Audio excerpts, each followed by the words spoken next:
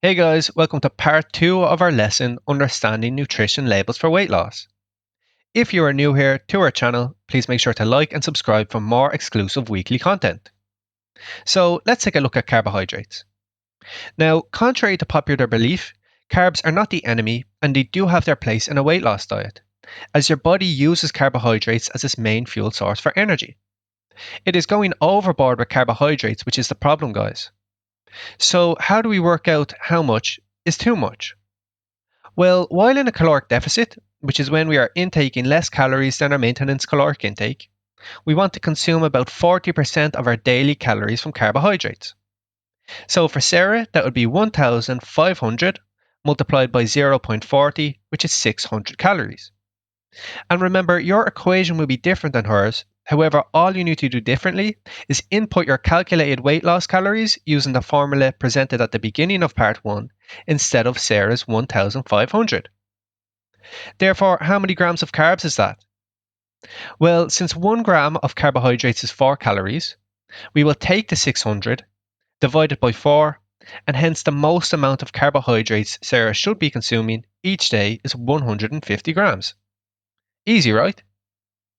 Now, what is also important to note is that not all carbs are created equal. Good carbs are the complex carbs, or sometimes referred to as the whole carbs, whereas bad carbs are the simple carbs, or also sometimes referred to as the refined carbs.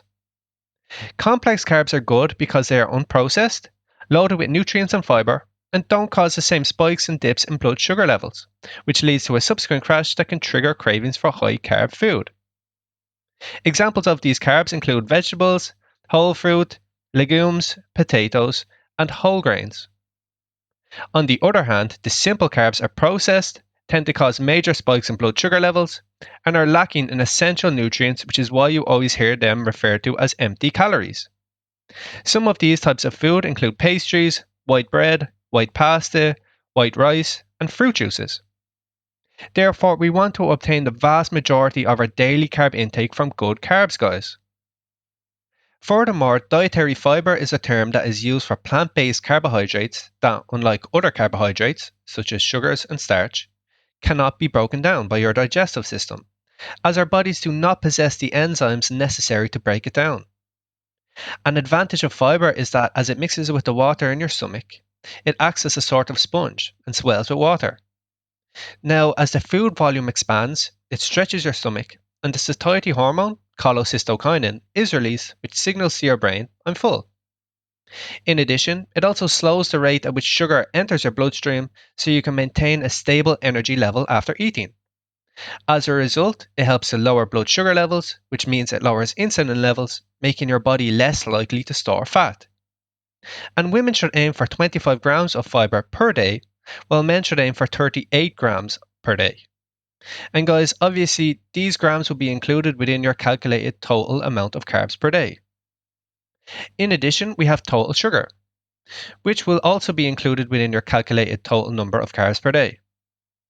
Total sugar constitutes sugar that occurs naturally in fruits and vegetables, alongside added sugars such as regular table sugar, which is additionally found in candy and many processed foods, like soft drinks and baked products.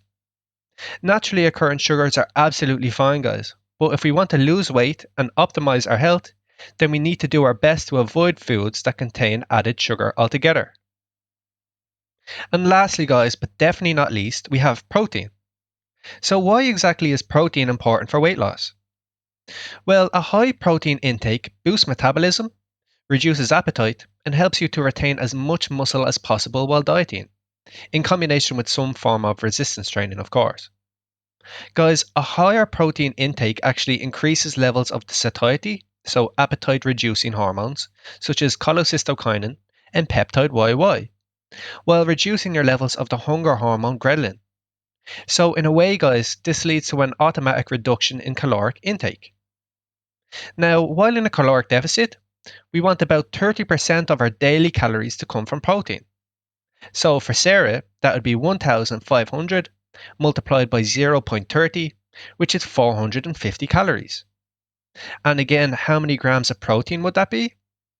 Well, since there are 4 calories in a gram of protein, we will take the 450 calories and divide it by 4, resulting in a recommendation for Sarah to have 112 grams of protein each day. What are your experiences with carbs, fiber, sugar, and protein while dieting?